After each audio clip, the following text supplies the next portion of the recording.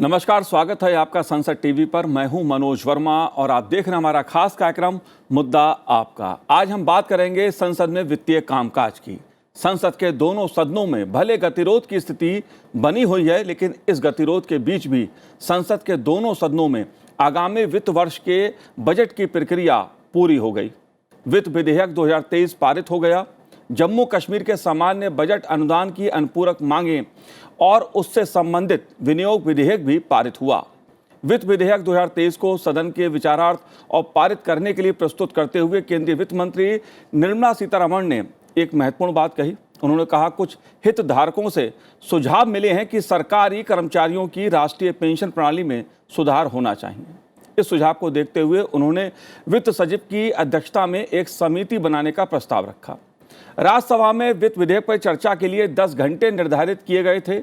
इसी प्रकार लोकसभा में भी अनुदान मांगों और वित्त विधेयक पर चर्चा के लिए समय निर्धारित किया गया था, लेकिन चर्चा नहीं हो पाई। मंगलवार को भी दोनों सदनों की कार्रवाई नहीं चल पाई। बहरहाल बजट सत्र का महत्वपूर्ण काम वित्तीय कामकाज था और दोनों सदनों से बजट संबंधी प्रक्रिया पूरी हो गई। इसलिए मुद्दा आपका में वित्तीय कामकाज की बात करेंगे। चर्चा करने के लिए खास मेहमान मेरे साथ इस समय स्टूडियो में मौजूद हैं। लोकसभा सांसद हसनैन मसूदी साहब हमारे साथ इस समय स्टूडियो में हैं। हसनैन साहब, आपका बहुत बहुत स्वागत है संसद टीवी पर। साथ ही हम बात करेंगे राज्यसभा सांसद निरंजन विशी जी से। निरंजन जी, आपका भी बहुत बहुत स्वागत है संसद टीवी पर। और वरिष्ठ पत्रकार रामनारायण श्रीवास्तव जी भी इस समय स्टूडियो में मौजूद हैं। रामनारायण जी, आपका भी बहुत बहुत स्वागत है संसद टीवी पर। लेकिन हसनैन साहब, शुरुआत मैं आपसे करूंगा। संसद का बजट सत्र 2 चरणों में हुआ। पहला चरण खत्म हुआ, दूसरा चरण चल रहा है बजट का। इसमें वित्तीय कामकाज जो था वो लगभग सदन ने पूरा कर लिया। वित्तीय कामकाज से क्या तात्पर्य होता है और क्यों महत्वपूर्ण रहता है ये? देखिए, ये जो बजट पास होना था, ये तो एक बड़ा इम्पॉर्टेंट एक काम है और वो काम हुआ जी। तो एक बजट पास हुआ और बजट पर, लेकिन एक बात ज़रूर रहा, बजट ठीक है तो एक ग्रोथ का एक संदेश देता है। जो 45 लाख करोड़ रुपए का एक बजट है, जो कि पिछले साल के 41 लाख करोड़ से ज़्यादा है जी। 4 लाख करोड़ ज़्यादा है। और कैपिटल एक्सपेंडिचर में भी 33% की जो प्रपोज किया गया, 33% का ज़्यादा इजाफा किया गया। तो पहले कोई 7 लाख करोड़ के करीब हमारा तो कैपिटल एक्सपेंडिचर था, लेकिन इस साल अब ये 10 करोड़ बन गया। तो उसका मतलब है कि 7% के आसपास हमारा जो इकोनॉमिक ग्रोथ है वो रहेगा। तो ये सारे आंकड़े जो हैं स्टैटिस्टिक्स से, ये बड़ी ही संतोष वाली है, बड़ी हम इस पर सेटिस्फाइड हैं। तो मजमूई तौर पर तो कंट्रोल में रखा गया। जो हमारा डेफिसिट है वो भी कंट्रोल में, मुझे लगता है 6% से कम रहेगा जी। लेकिन 2 चीज़ें रही। एक चीज़ है कुछ जो इसमें विभाग है, जिस पर हम चर्चा करेंगे, तो कुछ शोबे ऐसे हैं जिनमें हमें एक एरिया ऑफ कंसर्न है कि उनमें वो तवज्जो नहीं मिली जो तवज्जो होनी चाहिए थी। जबकि महत्वपूर्ण हमारा रेलवे है, उसका कोई 2.5 लाख करोड़ के करीब एक बजट जी एलोकेशंस की ये तजवीज़ है जो कि पास भी हुई। और इसी तरह एजुकेशन पर जी 1,13,000 करोड़ की जो है, जो हमारा एलोकेशन आउटले है वो 1,13,000 करोड़ का है। जो एजुकेशन भी बड़ा ही इम्पॉर्टेंट शोबा है जिसमें ये होना चाहिए था। लेकिन इसके साथ साथ 2 चीज़ों की मैंने आपसे गुजारिश की कि 2 चीज़ों की एक कसक है। एक कसक है, बहस नहीं हो पाई जी। देखिए, हम सब जब आते हैं तो पहला जो हमारा सेगमेंट था बजट का, जो पहला हिस्सा था, उसमें हमें बजट के पेपर्स दिए गए और बीच में एक इंटरवल दिया गया। इंटरवल में ये कहा था कि ताकि हम पढ़ लें और अपना अप्लाई करें, अपना माइंड करें, उसका पूरा देखें कि पिछले साल की तुलना में क्या हमारी चैलेंजेस थे, क्या वो चैलेंजेस पूरे हुए, क्या उनका प्रावधान किया गया है। और उसके बाद हम तैयारी करके आ जाएं और दूसरे हिस्से में हम इस पर बहस करें जी। हम निशानदेही करें कि कहाँ कहाँ कमियाँ रह गई है, हम बधाई दें सरकार को कि कहाँ कहाँ उपलब्धियाँ हुई है और उपलब्धियों का हमें आशा है, उम्मीद है। तो लेकिन वो बहस जो हो नहीं पाई, ये एक विषय है, एक एरिया ऑफ कंसर्न है, तो वो होनी चाहिए थी। एक कितने मामले हैं जो हमारा यूनियन बजट है, इसके में कितने हर कोई कहाँ से लोग आते हैं अपने जहन में सवाल लेकर और ये कह के कि अपने बजट में जो हम चर्चा में, डिबेट में जो हिस्सा लेंगे तो सरकार पर वाज़े करेंगे कि शायद इस एरिया में आपकी तवज्जो कम हो गई जी। और लेकिन दूसरा एरिया जो है कंसर्न का वो है कि कुछ एरियाज़ में, कुछ मामलों में बजट में वो नहीं है जो उम्मीदों के मुताबिक जो हमारी उम्मीदें थी। जैसे हमारा जी अब देखेंगे, पहले पोषण है हमारा, जो वीमेन का है, वीमेन डेवलपमेंट का है, या जो हमारी ख़वातीन के बारे में जो हमारी बजटरी अलोकेशंस होती हैं, आउटले होता है, उसमें हम देख रहे हैं कि 12,800 करोड़ से नीचे ये 11,600 करोड़ आ गया।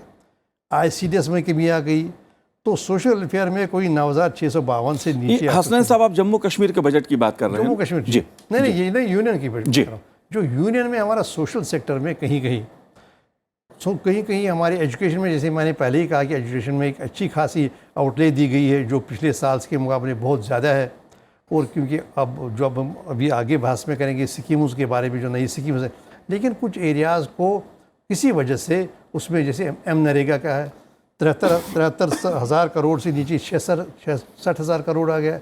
ये सही है कि डिमांड ड्रिवन है ये, लेकिन जो रूरल एरियाज़ में है, यही तो एक वसीला है कि हमारी जो एम्प्लॉयमेंट जनरेट करने का है जी। तो जो एम्प्लॉयमेंट गारंटी है, तो इसी तरह हम देखेंगे कि जो हमारा नेशनल लाइवलीहुड मिशन है, उसमें भी कमी हुई। तो आत्मनिर्भर रोज़गार योजना है, उसमें भी कमी हुई।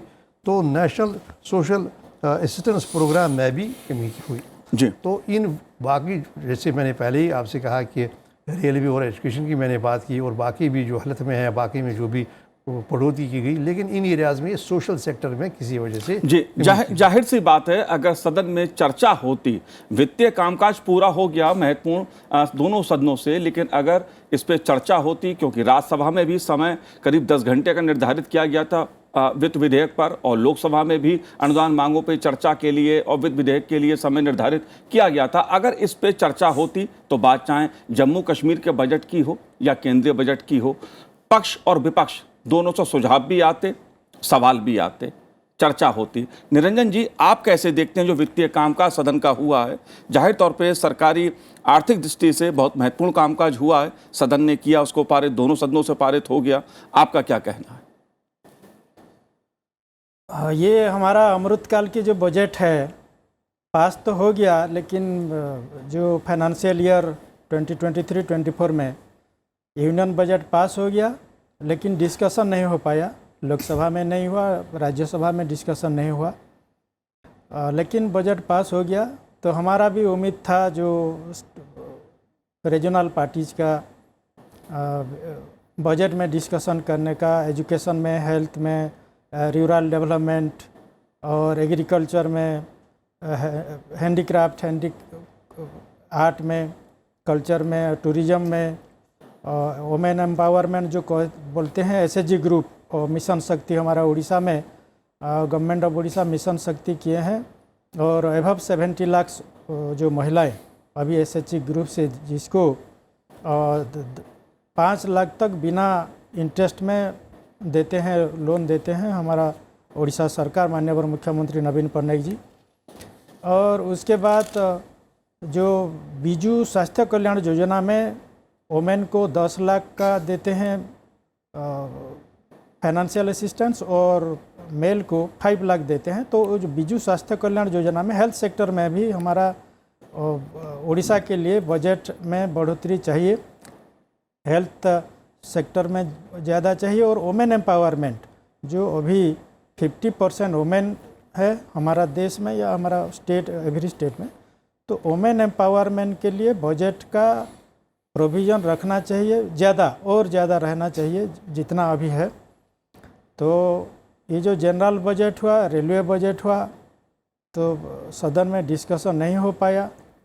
लेकिन देखो हमारा भारत जो बोलते हैं हम, हमारा अमृतकाल में बजट पास हुआ, तो लोग क्या सोचेंगे कि देखो मेरा भारत, पार्लियामेंट में ऐसा हुआ, सदन में नाइदर लोकसभा नॉर राज्यसभा में ये बजट का डिस्कशन हो पाया। इसीलिए जितने भी हम मान्यवर संसदगण हैं, सबके मन में थोड़ा असंतोष है। सब चाहते थे कि बजट में डिस्कशन हो और कुछ डिसीजन हो, बजट का प्रोविज़न हो, तो लेकिन नहीं हो पाया। फिर भी जो हमको अभी 7% GDP बढ़ा है और 45 लाख करोड़ का बजट पास हुआ है। उसको हमको आशा करेंगे कि इंडिया का विकास हो। सारे विश्व देख रहा है इंडिया का विकास। तो हमारा एम्प्लॉयमेंट जनरेशन की बात जो है अभी, और schedule tribe development, schedule caste development, women development और यूथ मास जो है उसका डेवलपमेंट अभी करना है हमको। और विशेष करके जो आदिवासी है और शेड्यूल कास्ट कम्युनिटी है हमारा 25% इन इंडिया, तो उसके लिए budget provision, special budget provision होना चाहिए। और हमारा जो पार्टिकुलरली वल्नरेबल ट्राइबल ग्रुप्स है, पीबीटीजी जिसको बोलते हैं, वो मांगकिड़िया है, बंडा है, जिसका धीरे धीरे जनसंख्या कम होता जा रहा है। तो उसका डेवलपमेंट के लिए स्पेशल बजट प्रोविज़न होना चाहिए। ये हम तो जी बिल्कुल निरंजन जी थे, लेकिन नहीं हो पाया। जाहिर सी बात है, ये कसक है, आपको भी है, तमाम सांसदों को भी है कि अगर वित्तीय विधेयक पर और बजट संबंधी जो कामकाज दोनों सदनों से पूरा हुआ है उस पर चर्चा का मौका मिलता तो देश का आर्थिक विकास कैसे हो रहा है ये सरकार की तरफ से भी बताया जाता, सत्ता पक्ष भी इस बात को बताता, बजट संबंधी सवाल विपक्ष की ओर से भी पूछे जाते अगर सदन में चर्चा होती। रामनारायण जी, वित्तीय कामकाज की दृष्टि से, बजट की दृष्टि से ये दोनों चरण जो थे बजट सत्र के बहुत महत्वपूर्ण माने जाते हैं। वित्तीय कामकाज को आप कैसे देखते हैं? कौन कौन से महत्वपूर्ण विधेयक ऐसे रहे जो आने थे, जिन पर चर्चा होनी थी? आपका क्या कहना है? देखिए, बजट सत्र में मुख्य कामकाज होता है सरकार का आम बजट, वित्त विधेयक, अनुदान मांगे, विनियोग विधेयक, जिसको पारित कराना जरूरी होता है क्योंकि इससे पूरे साल का देश का खर्चा, वेतन भत्ते सब कुछ निर्भर करते हैं। तो वित्तीय कामकाज के लिए मुख्य तौर पर बजट सत्र आहूत किया जाता है और सरकार का वो कामकाज पूरा हो गया है। कल पूरा दोनों सदनों ने वित्त विधेयक के बाद उसके पहले अनुदान मांगों को, आम बजट को मंजूरी दे दी है, जिससे कि इस सत्र का जो मुख्य हिस्सा था पूरा हो गया। रही बात दूसरे विधेयकों की और दूसरे मुद्दों पर चर्चा की, वो काम जरूर अटका है क्योंकि सदन लगातार हंगामे में डूबा हुआ है। खासकर दूसरा चरण जो पहले दिन से ही अभी तक लगातार हंगामे में रहा, एक दिन भी कामकाज नहीं हो पाया। वित्तीय कामकाज भी हंगामे के दौरान निपटाया गया और बाकी जो महत्वपूर्ण बहुत सारे रहे। करीब सरकार जब सत्र लेके आई थी फरवरी में, तब लगभग 19 विधेयकों के बारे में सरकार ने जानकारी दी थी, जिनमें से 4-5 विधेयक की पहले दोनों चरणों में मिलकर पारित हो पाए। बाकी लगभग 1 दर्जन विधेयक ऐसे हैं जो अभी भी इंतजार कर रहे हैं। इनमें कई महत्वपूर्ण विधेयक भी हैं, इनको लेकर सरकार की तैयारी है और यही वजह है कि आज भी सरकार ने कहा है कि हम सत्र को पूरे समय तक चलाएंगे, यानी 6 अप्रैल तक सत्र चलाया जाएगा। इसके बावजूद कि बीच में छुट्टियां पड़ रही हैं और अब 4-5 दिन का ही सत्र बचा है, लेकिन सरकार अपने उसमें एजेंडे में कोई कमी नहीं कर रही, इसके बावजूद भी कि विपक्ष का हंगामा जारी है। हालांकि इस बार सत्ता पक्ष से भी हंगामा हुआ, लेकिन जो बीच में घटनाक्रम हुआ उसके बाद अब विपक्ष का हंगामा ज़्यादा दिखाई दे रहा है। तो सत्र तो पूरी तरह प्रभावित हुआ है और कामकाज भी प्रभावित हुआ है। लेकिन अच्छी बात ये रही है कि सत्र के दौरान सरकार का जो मुख्य एजेंडा बहुत ज़्यादा असर नहीं पड़ा है और विपक्ष ने भी उसमें बहुत ज़्यादा अड़ंगा नहीं डलवाया, जो कि जिसकी आशंका थी कि बहुत ज़्यादा व्यवधान हो। लेकिन एक कमी है जो कि दोनों माननीय सदस्यों ने भी कही कि हम चर्चा नहीं कर पाए, बहुत सारे मुद्दे नहीं उठ पाए और जम्मू कश्मीर का बजट भी इसमें था क्योंकि वहाँ पर राष्ट्रपति शासन की स्थिति। मैं जम्मू कश्मीर की बात हसनैन साहब से जरूर पूछूंगा क्योंकि जम्मू कश्मीर का बजट भी पारित हुआ है, दोनों सदनों से महत्वपूर्ण है। लेकिन मेरा एक सवाल रामनारायण जी आपसे है। विपक्ष कहता है बोलने का मौका मिले, राहुल जी ने कई बार इस बात को कहा कि उन्हें बोलने का मौका दिया जाए सदन में। 10 घंटे का समय वित्त विधेयक पर राज्यसभा में निर्धारित था, लोकसभा में भी कई घंटे निर्धारित थे कि अगर सदन चलता, अनुदान मांगों पर चर्चा होती, वित्त विधेयक पर चर्चा होती। तो ऐसी स्थिति में जो विपक्ष के मन में सवाल थे या विपक्ष को जो कुछ कहना था तो विपक्ष कह सकता था, कई घंटे विपक्ष को भी मिलते सरकार को घेरने के लिए, सरकार को भी अपनी बात कहने का मौका मिलता, सत्ता पक्ष को भी। इस स्थिति को आप कैसे देखते हैं? देखिए, सदन में जब भी चर्चा होती क्या है, एक तरह से विपक्ष ने मौका नहीं गंवाया? बिल्कुल। देखिए, सदन में जब भी चर्चा होती है, चाहे वो किसी विधेयक पर हो या सामान्य चर्चा हो, ज़्यादातर मौका विपक्ष को ही मिलता है, दूसरे दलों को ही मिलता है। सरकारी तरफ से जवाब आता है और सरकारी तरफ से जो सत्ता पक्ष 3-4 दलों को बोलते हैं, लेकिन विपक्ष के लगभग सभी दलों के प्रतिनिधियों को इसमें अपनी बात रखने का मौका मिलता है। और ऐसे मौके पर जबकि विपक्ष के पास तमाम सवाल हैं, विपक्ष के पास तमाम समस्याएं, तमाम देश के इशू हैं और अपने जनता के इशू हैं, अपने क्षेत्र के इशू होते हैं, बहुत सारे मुद्दे जो बजट से जुड़े हुए होते हैं और बजट से बाहर के भी होते हैं, उनको उठाने का बेहतरीन मौका होता है कि वो चर्चा में हिस्सा ले। लेकिन कहीं ना कहीं विपक्ष अपने कुछ मुद्दों पर अड़ करके, कुछ मांगों पर अड़ करके अपनी बहुत सारी मांगों को, अपने बहुत सारे जो बातें रखी जानी थी, जो उठाए जाने थे मुद्दे, उनको उठाने से वंचित रह गया।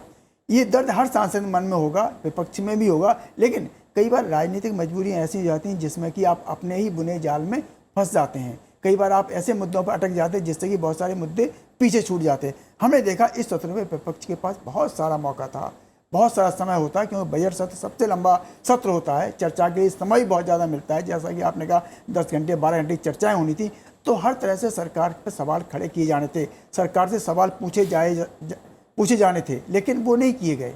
इससे नुकसान हुआ है। इसका नुकसान विपक्ष से ज़्यादा देश को होता है कि देश की जनता के मुद्दे होते हैं जो जनप्रतिनिधियों के माध्यम से जो जनता उठाना चाहती है वो नहीं उठ पाते हैं, और सरकार का एजेंडा होता है, सरकार को ये बातें रखनी है वो भी नहीं रख पाती है।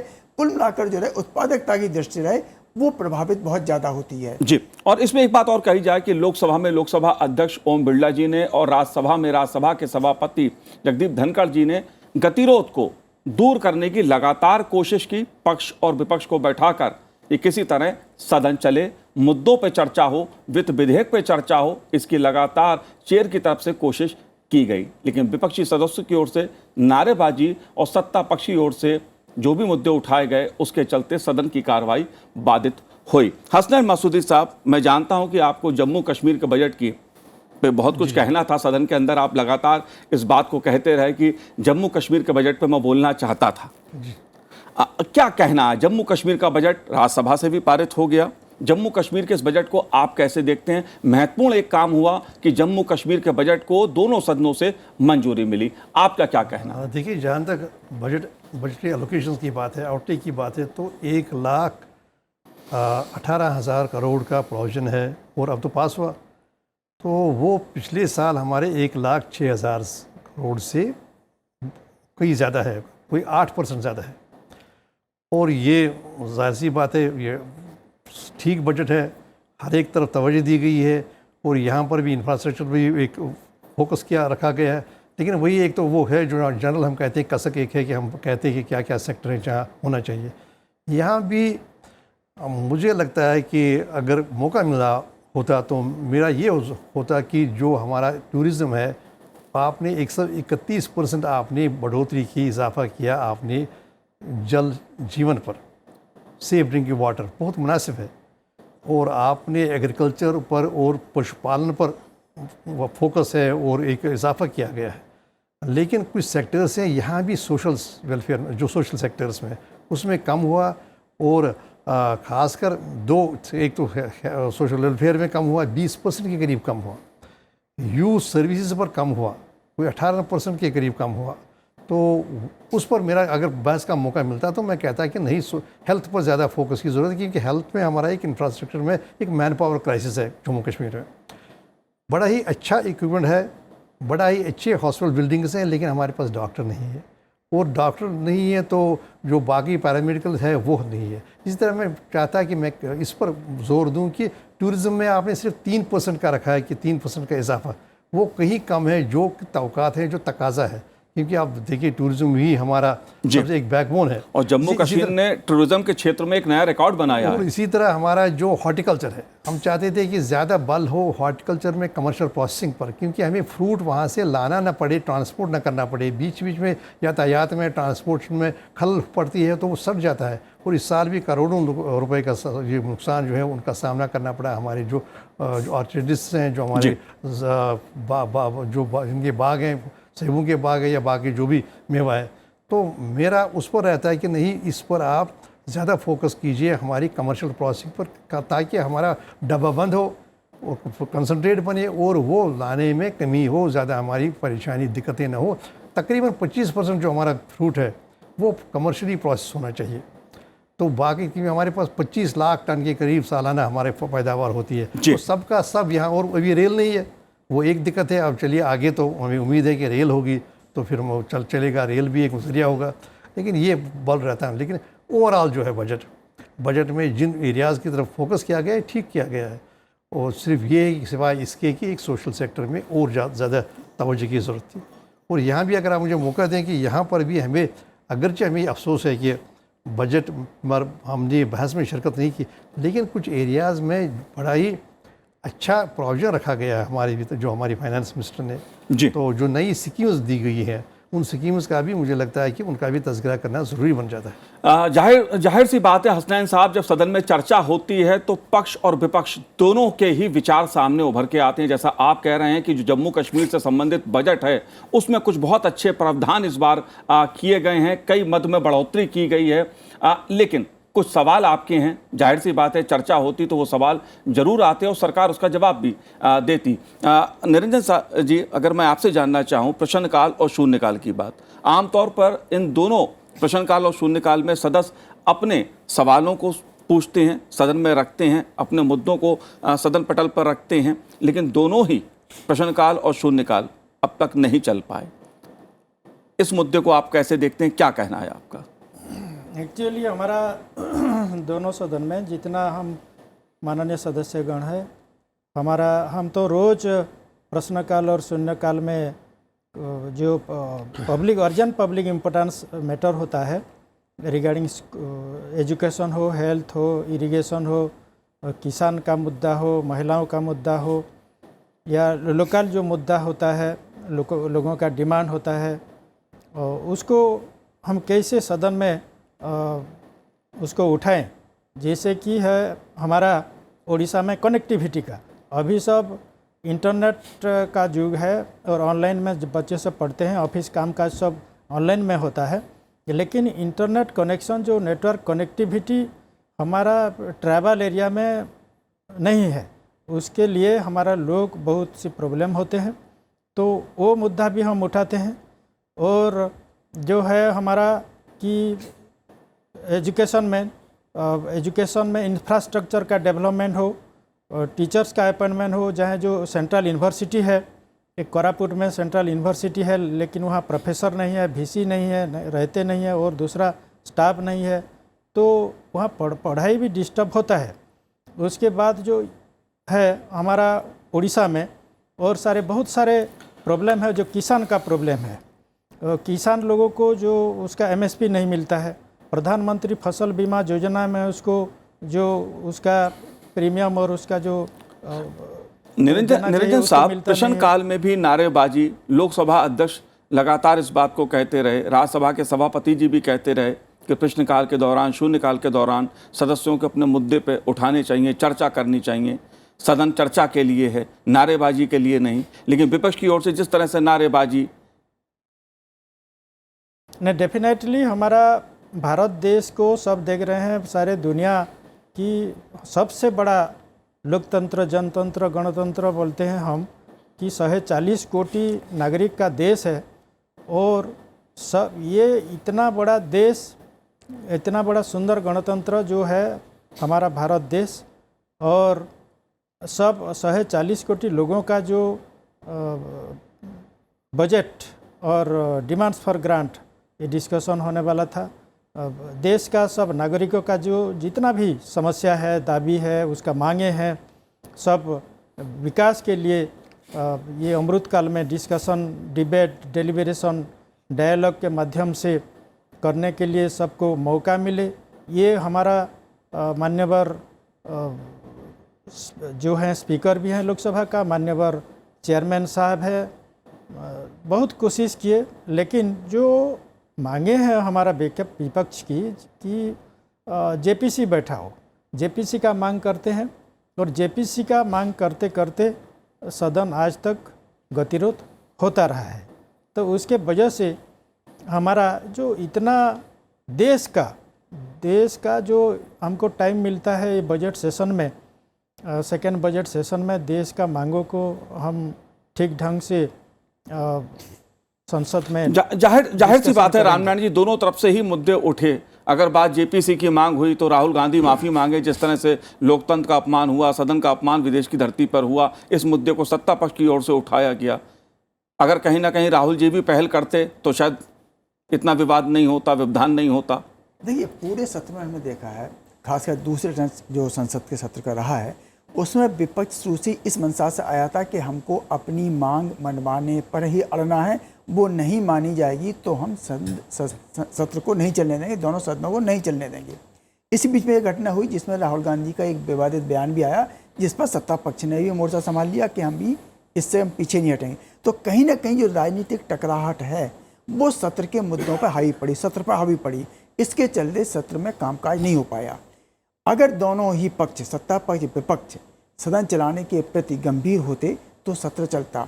खासकर विपक्ष की जिम्मेदारी बनती है कि उसे अपने बहुत सारे मुद्दे उठाने होते हैं, वो अपने मुद्दों को उठाने से चूक गया है। जी बिल्कुल, उसको जैसा कहीं ना कहीं एक जो स्पीकर और जो सभापति ने पहल की थी उसको मानना चाहिए, उस पर आपको सामने आना चाहिए। ये आपने कहा कि लोकसभा अध्यक्ष और राज्यसभा के सभापति जी ने पहल की, कई बार गतिरोध तोड़ने की कोशिश की और कई घंटे वित्त विधेयक पर, अनुदान मांगों पर चर्चा के लिए निर्धारित भी किए, आवंटित भी किए। अगर इसमें चर्चा होती तो अलग अलग पार्टियों को, उनके नेताओं को अपनी बात रखने का मौका मिलता, सरकार से सवाल पूछने का मौका मिलता, सत्ता पक्ष को भी अपनी बात कहने का मौका मिलता। लेकिन हसनैन साहब, मेरी आपसे सवाल ये है, आपसे मैं ये जानना चाहता हूँ प्रश्नकाल और शून्यकाल की बात, क्योंकि मैंने देखा कई आपके सवाल इस बार प्रश्नकाल में लगे हुए थे, कई मुद्दे आपके इस बार थे, क्या कहना है आपका? मनोज जी, बाकी सेशंस हुए सबकी मुकाबले में इस बार ही मेरे सबसे ज़्यादा 377 के जो मैटर थे उसमें उजागर करने थे, या मेरे प्रश्नकाल या बाकी क्वेश्चन थे। और मेरा अपना एक रेजोल्यूशन था, प्राइवेट मेंबर रेजोल्यूशन, जो हमारा गोल्फ अभी टूरिज्म है ना, इसमें बहुत ही बड़ा इसमें हमारा स्कोप है हमारी कंट्री का, और ख़ासकर जम्मू कश्मीर का रॉयल स्प्रिंग्स आप जानते हैं, वहाँ पर बड़ा एक वो है डेस्टिनेशन गोल्फर्स की।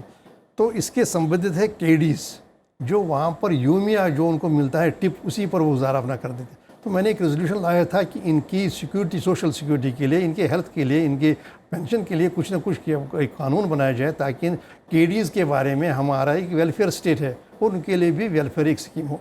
इसके अलावा मैंने मेरी एक प्राइवेट मेंबर अमेंडमेंट बिल थी, तो जो मैंने लाई थी वो थी एडवोकेट एक्टिव के बारे में, क्योंकि हर साल हज़ारों नए वकील जो हमारे यूनिवर्सिटीज़ है, यूनिवर्सिटीज़ में से निकल के वो आते हैं और बार का एग्ज़ाम देके वो लीगल प्रोफेशन ज्वाइन करते हैं। लेकिन पहले 5 साल, 4-5 साल उनके लिए बड़े मुश्किल तरीन होते हैं जब पैसा नहीं मिलता जी। तो मैंने ये तजवीज़ रखी थी कि एक गवर्नमेंट इनको एक स्टाइपेंड दे हर महीने, ताकि इनका पहले 5 साल, 4 साल, 5 साल इनका गुजारा चल सके, ताकि जब तक कि सेटल ना हो जाए प्रोफेशन में, दोनों रह गए। जी बिल्कुल, जाहिर सी बात है आपके मन में कई सवाल थे, कई सवाल इस बार आपके प्रश्न काल और शून्यकाल के दौरान कई मुद्दे भी प्रस्तावित थे, आप उठाते उन मुद्दों को, लेकिन सदन नहीं चल पाया, इस कारण वो मुद्दे रह गए। लेकिन एक मुद्दा बहुत महत्वपूर्ण था, राष्ट्रीय पेंशन प्रणाली में सुधार का, जिसका प्रस्ताव वित्त मंत्री ने अपनी जब वित्त विधेयक रखा उस दौरान इसका किया भी था उल्लेख। जाहिर सी बात है ये मुद्दा भी देश के सरकारी कर्मचारियों से बहुत महत्वपूर्ण तरीके से जुड़ा हुआ है। आप तीनों ने इस कार्यक्रम में भाग लिया, संसद टीवी से बात की, चर्चा की, बहुत बहुत शुक्रिया, बहुत बहुत धन्यवाद हमसे बात करने के लिए। तो आज इस कार्यक्रम में इतना ही, मुझे दीजिए आज्ञा, नमस्कार।